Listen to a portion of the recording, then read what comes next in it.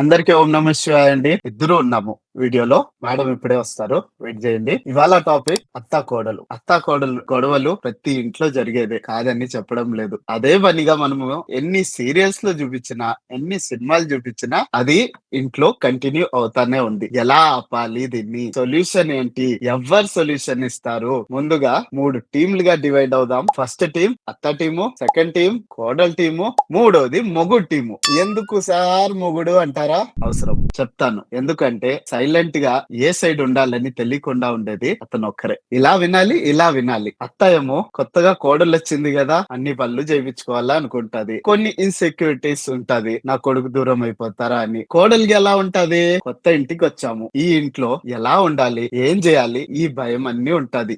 నీవు లైఫ్ అది. సరే, ఇంకా అమ్మగారితో విందాము. ఎలా చేయాలి, ఏం చేయాలి, ఎలా ఈ గొడవలన్నిటిని దూరం ఎలా చేయాలి, ఎలా యాక్సెప్టెన్స్ పెరగాలి అనేది. అమ్మా ఓం నమ శివాయ. ఓం శ్రీ గురుభ్యో నమః. ఓం శ్రీ మాత్రే నమః. ఓం నమ శివాయ. ప్రెసెంట్ టైం కి ఉన్న టాపిక్ ని తీసుకున్నారండి. ఎందుకంటే చాలా మంది కమెంట్స్ ఇస్తున్నది కూడా ఇదే సమస్యతో ఇస్తున్నారు. మా అత్తయ్య గారు నాకు మర్యాద ఇవ్వడం లేదు, అత్తగారు కోడలిని తన ఇంట్లో కలుపుకోవాలంటే మేము ఏం చెయ్యాలి, మేము ఏం చేసినా కోడళ్ళము ఖచ్చితంగా మా అత్తగారు దాన్ని యాక్సెప్ట్ చెయ్యడం లేదు, మరి నేను ఏం చెయ్యాలి, ఎలా ముందుకెళ్ళాలి, వాళ్ళని ఎలా మార్చుకోవాలి, వాళ్ళలో నేను కూడా ఒకరిని ఎలా అవ్వాలి అన్న సమస్య అసలు రోజు రోజుకి పెరిగిపోతూనే ఉంది. అవునా? ఇక్కడ ఈ వింటున్న వాళ్ళు చాలా మంది కోడళ్ళున్నారు, చాలా మంది అత్తగారులున్నారు. ఇందాక సార్ గారు చెప్పినట్లు చాలా మంది సైలెంట్ హస్బెండ్స్ కూడా ఉన్నారు. అవునా కదా? ప్రతిరోజు నిద్ర లేచినప్పటి నుంచి పడుకునే వరకు ఏదో ఒక మిస్అండర్స్టాండింగ్ అత్తా కోడలికి మధ్యన జరుగుతూనే ఉంటుంది. మొదటగా కాఫీ తీసుకోండి. పొద్దున నిద్ర లేవగానే కాఫీ తాగుతారు. అవునా కాదా? మరి అత్తగారి ఎక్స్పెక్టేషన్ ఏముంటది? కొత్తగా పెళ్లి చేసుకున్నాడు కొడుకు, కోడలు ఇంటికొచ్చింది. అవునా? ఇంటికొచ్చాక కోడలికి తన ఇంట్లో ఎలా ఉంటారు, ఆ అప్స్ అండ్ డౌన్స్ ఏంటి, మనం ఎలా బిహేవ్ చేయాలి, మనం ఎలా ముందుకెళ్ళాలి అన్న ఆలోచనలు తనవి. అత్తగారికి ఏంటి, అమ్మగారింట్లో 25 ఏళ్ళు ఉండొచ్చింది కదా, అన్ని అక్కడ నేర్చుకొని ఉంటాది, ఇక్కడ నేను నేర్పించాల్సిన పని లేదు, అన్ని తనే చేసుకెళ్తాది అన్న మైండ్ సెట్ అత్తగారిది. ఇద్దరు డిఫరెంట్ మైండ్ సెట్స్ లో ఉన్నారు. అవునా? అత్త టీం కమెంట్ మీరు ఉన్నారా లేదా అని చూసుకోవడానికి, అట్లే కోడల్ టీం కమెంట్ చేయండి మీరు ఉన్నారా లేదా. కరెక్టేనా? ఈ స్టోరీ కరెక్ట్ గానే చెప్తున్నారు. స్టోరీ కాదు, రియాలిటీ. స్టోరీస్ ఏం లేవండి, ఇది రియాలిటీ. ప్రతి ఇంట్లో ప్రతిరోజు ప్రతి క్షణం జరిగే విషయాలే ఇక్కడ మాట్లాడుతున్నాం. సైలెంట్ గా ఉండే మొగుళ్ళు నన్ను ఫాలో అయిపోండి. అలాగే సైలెంట్ గా ఉందాం మనం. ఎందుకంటే కానిచ్చండి వింటూ మేడం. ఉండాలి. కోడలేమో అత్తగారి యొక్క మైండ్ సెట్ ఏంటంటే, పొద్దున సూర్యోదయానికి కోడలు నిద్ర లేచి ఇంటి పనులు ప్రారంభించాలి, అప్పుడే లక్ష్మీదేవి కృపా కటాక్షాలు, సంతోషం ఆ ఇంట్లో ఉంటుంది అనేసి తను వాళ్ళ అత్తగారు నేర్పించిన పద్ధతిలోనే 30 ఏండ్లు సాగిచ్చుకుంటూ వచ్చింది. అవునా? మరి కోడలేమో ఇంట్లో అమ్మగారింట్లో తొందరగా 5 గంటలకు లేసే అలవాటు ఎవరికీ లేదు కదా, అమ్మ అన్ని పనులు చేసుకుంటాది, మనం రెస్ట్ తీసుకుంటూ ఉంటాం. అలా తెలియకుండా 7 వరకు నిద్రపోయేసింది. నిద్ర లేవగానే అత్తయ్య గారు, అమ్మ కోడలి పిల్ల ఇలా వంటగదిలోకి రా అంటది. అక్కడ స్టార్ట్ అవుతుందండి ఫస్ట్ భయం. తన కాన్ఫిడెన్స్ లెవెల్ అక్కడ తగ్గిపోతుంది. ఫస్ట్ పాయింట్ లో కోడలికి అమ్మా కోడలి పిల్ల అనగానే అందులో ప్రేమగా పిలిచినా కూడా అక్కడ భయమే మొదలవుతుంది కోడలికి. సరే అని హడావిడిగా లోపలికి వస్తది. కిచెన్ లోకి వచ్చి మాట కలుపుకుంటూ కాఫీ ఇస్తది. అత్తగారు తన మనసులో ఉన్న మాట ముందు బయట పెట్టేసేయాలి కదా, లేకపోతే అత్తగారికి కూడా కష్టము. ఎందుకంటే తన ఆలోచనలను, తన ప్రక్రియలను తను 30 ఏండ్లుగా సాగిస్తూ వచ్చిన టైం టేబుల్ మొత్తం ఎక్కడ మారిపోతుందో అనేసి తనకు కూడా భయమే. కాబట్టి తను కూడా, తల్లి నువ్వు కాఫీ చాలా బాగుంది, చాలా చక్కగా చేసావు, కానీ మన ఇంటిలో పొద్దున 5 గంటలకి లేచి ఇంటి పనులంతా చేసుకొని అప్పుడు చేయించింటే ఇంకా మధురంగా ఉండేది, నాకు ఇంకా మనసు తృప్తిగా ఉండేది అని ఒక మాట అనేస్తుంది. వెంటనే కోడలికి బాధ వచ్చేసి వెంటనే అమ్మగారింటికి ఫోన్ వెళ్ళిపోతుంది. వెళ్ళగానే అమ్మ అమ్మ నన్ను ఇట్లా అనేసింది, ఏంటమ్మా ఇదొక జైలు లాగా ఉంది, నాకేం అర్థం కావట్లేదు అనేసి మేడం వెళ్ళిపోతుంది. ఫోన్ కి ముందు మొగుడికి పడుతుంది. వంట గదిలోనే ఉంటది కదా! మొగుడు నిద్రపోతుంటారక్కడ. లేదు. ఫోను వెళ్ళిపోతది. ఫోను వెళ్ళగానే మీ ఆయనకి చెప్పలేదంటే, ఆయన పడుకొనున్నారమ్మా, ఇప్పుడే ఏం చెప్తాంలే, తర్వాత మెల్లగా వీలు చూసుకొని చెప్తాను. అమ్మ ఇట్లా మా అత్తయ్య గారు ఇలా మాట్లాడారు అనేసి కంటిన్యూ చేస్తారు. ఇక్కడ అత్త తన బాధ్యత కోడలికి ఇవ్వాలి అనేసి అత్తగారు చెప్పారు. కోడలేమో నన్నెందుకు అత్త నా పైన ఆధిపత్యం చెలాయిస్తోంది అని ఆలోచిస్తూ అక్కడ ఫస్ట్ గొడవ స్టార్ట్ అవుతుంది. గొడవ కన్నా చెప్పాలంటే ఫస్ట్ డిస్క్రిపెన్సీ అంటారు కదా, అది స్టార్ట్ అవుతది. ఇక్కడ మీరు చెప్పండి, అత్తలు కోడళ్ళు ఉన్నారు కదా, మీరు చెప్పండి ఎవరిది కరెక్ట్, ఎవరిది తప్పు.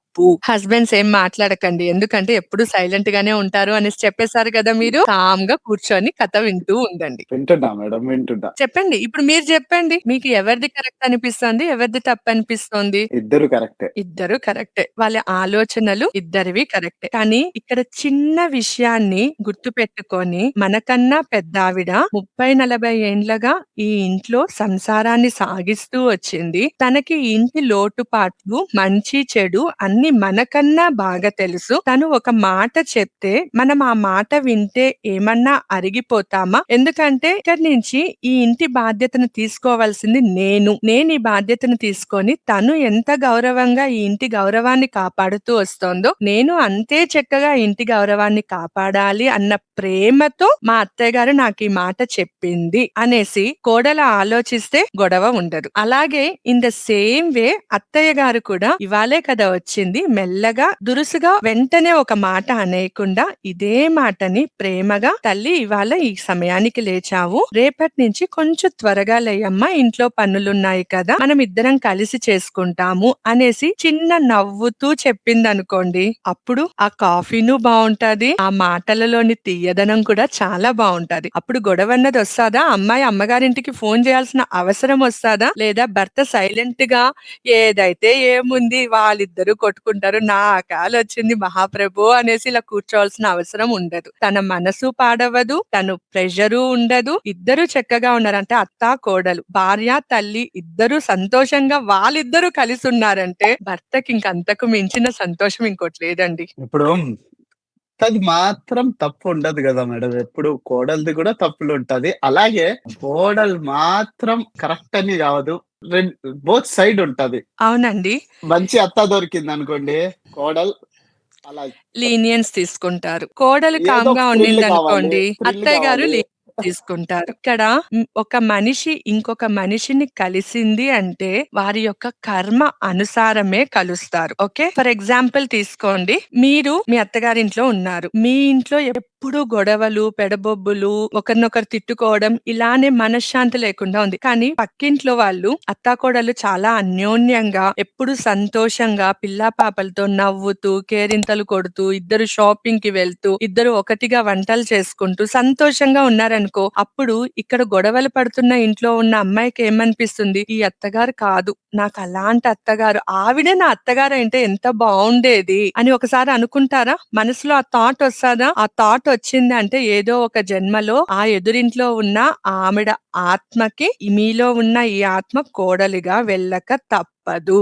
ఇలా కార్మిక్ రిలేషన్ అన్నది మన ఆలోచనలతో ముడిపడిపోతుంది. ఇప్పుడు ఈజీ సొల్యూషన్స్ చెప్పండి దీనికి. చాలా సింపుల్ అండి. దీనికి కత్తులు, కటారాలు, క్షుద్ర పూజలు, వాళ్ళ దగ్గరికెళ్ళడం, వీళ్ళ దగ్గరికెళ్ళడం ఏవి పని చెయ్యవు. మీరు దేవుడికి దండం పెట్టుకొని దేవుడి ముందర ఏడ్చినా కూడా మీ కర్మ తొలగే వరకు ఇవి 2 గొడవలు తప్పవు. దీనికి ఉన్న చిన్న సొల్యూషన్ ఏంటంటే ప్రతిరోజు మీరు స్వీకరిస్తున్న మంచినీళ్లు. మంచినీళ్లతో పొద్దున్నే కోడలు కావచ్చు, అత్త కావచ్చు, ఎవరు ఎవరి పరంగా మారాలనుకుంటున్నారో ధర్మమైన మార్గంలో వారికి వాటర్ థెరపీ చేసి ఇవ్వండి. లేదా వంట చేసేటప్పుడు ఈ వంట భోజనం తినగానే నా మనుషులలో ఉన్న ఆలోచనలు, నెగెటివ్ థాట్స్, మా పైన ఉన్న నెగెటివ్ థాట్స్ అన్ని దహించుకుపోయి వారిలో నా పట్ల, నా కుటుంబం పట్ల ప్రేమ, అనురాగం, ఆప్యాయత పెరగాలి. మేమందరం అన్యోన్యంగా కలిసి ఉండాలి. ఈ భోజనమే వారికి ఒక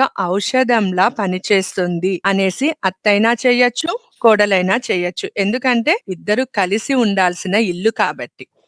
దూరంగా ఉంటే దూరంగా ఉంటే వాటర్ థెరపీ చేసి చెట్టుకి పోసుకోవచ్చు. మేము ఎంత చేసినా మా అత్తయ్య గారు మమ్మల్ని మతించడం లేదు. నేను ఎన్ని పనులు చేసినా, ఎంత భోజనం పెట్టినా, ఎంత రుచికరంగా చేసినా బయట వాళ్ళకెళ్ళి నాకు కాఫీ నీళ్లు గూడా ఇవ్వట్లేదు నా కోడలు. ఏందో నా కర్మ అనేసి చెప్తున్నారు. ఇట్లాంటి వాళ్ళకి మేమేం చెయ్యాలి అంటే, మీరు చేసే ధర్మం మీరు చెయ్యండి. మార్పు ఎక్కడో ఒక చోట మొదలవ్వాలి. ఆ మార్పు మీలోనే మొదలుపెట్టండి. మీతోనే మొదలుపెట్టండి. మీరే ఆ మార్పుకి శ్రీకారం చుట్టండి. ఏం మాట్లాడకండి. ఆ కాఫీలో కూడా తను ఆలోచిస్తున్న విధానాన్ని మార్చుకోవాలి. నా పైన ప్రేమ తత్వంతో ఉండాలి. మేమిద్దరు అన్యోన్యంగా ఉండాలి అనేసి ఆ ఇచ్చే కాఫీకి కూడా హీల్ చేసి ఇవ్వండి. ఇతరులకి అబద్ధాలు చెప్పకూడదు. లేనిపోనివి మాట్లాడకూడదు. ఏది జరిగిందో అది మాత్రమే, సత్యం మాత్రమే ఈవిడ మాట్లాడాలి అని చెప్పి ఇవ్వండి. అప్పుడు ఒక రోజుకి మారకపోవచ్చు కానీ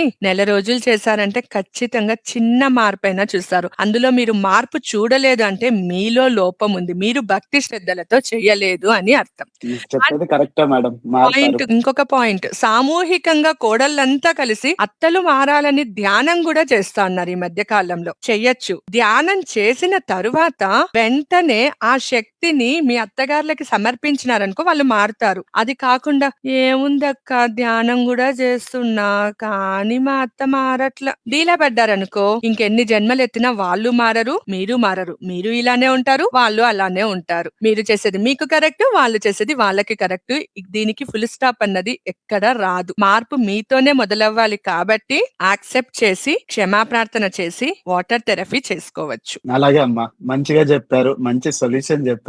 ఈ మధ్య ఎక్కువ అయింది అత్త కోడలు గాని, ఇలాంటి ఫైట్స్ గాని, ప్లస్ డివోర్స్ కేసులు కూడా చాలా ఎక్కువ అయినాయి. అన్నిటికి కారణం ఒకటి గుర్తు పెట్టుకోండి, కరోనాలో ఒకే ఇంట్లో ఉండడమే. లాక్డౌన్ లో ఏం చేయాలో తెలియకుండా అందరూ ఒకే ఇంట్లో ఉన్నారు. కానీ అందరూ సీరియల్ చూస్తూ, ఇది చూస్తూ, అది చూస్తూ చెడిపోయినారు గానీ బాగుపడలేదు. వాల్యూ మన అత్తకి ఎంత వాల్యూ ఇవ్వాలో కోడలికి అంతే వాల్యూ ఇవ్వాలి, హస్బెండ్ కి అంతే వాల్యూ ఇవ్వాలి. ప్లస్ అందరికి సపోర్ట్ లాగా ఉండాలి, రిపోర్ట్ లాగా కాదు. రిపోర్ట్లు చేసుకుంటా పోతే రిపోర్టే మిగులుతుంది. తప్పే మిగులుతుంది కానీ వారిలో మంచిని మీరు ఎప్పటికీ చూడలేరు. కాబట్టి ఒకరినొకరు అర్థం చేసుకోండి. భార్య మాట భర్త వినాలి, భర్త మాట భార్య వినాలి. అలాగే ఆ ఇల్లు సంతోషంగా ఉండాలంటే వీళ్ళిద్దరి మాట ఒకరొకరు వినడం కాకుండా అత్త మాట కోడలు వినాలి, కోడలు మాట అత్తగారు కూడా వినాలి. అప్పుడే ఆ కుటుంబం చక్కగా సంతోషంగా ఉంటుంది. సరే మేడం, దీంతో ముగిచేద్దాం. థ్యాంక్ యూ అండి. వాటర్ థెరపీ, క్షమా ప్రార్థన, ఆరా క్లెన్సింగ్ మాత్రం అస్సలు మర్చిపోకండి. ఒకరు మారాలి అంటే దానికి క్షమా ప్రార్థన చాలా ముఖ్యం. ఇప్పుడు టీం అత్త, కోడలు, మగుడు అందరూ కమెంట్ చేసుకోవచ్చు. దీని ద్వారా ఏం నేర్చుకున్నారో, మారుతారా లేదా అని. అలానే ఈ వీడియోని లైక్ చేయండి, షేర్ చేయండి. ఈ చిన్న చిన్న కిటుకులు మీ దగ్గరే ఉంచుకోకుండా 10 మందికి వెళ్ళాలి, వాళ్ళు కూడా మారాలి అని మనస్ఫూర్తిగా కోరుకుంటాం. కాబట్టి మీ గ్రూప్స్ లో కూడా షేర్ చేయండి. ఓం నమః శివాయ. శ్రీమాత్రే నమః.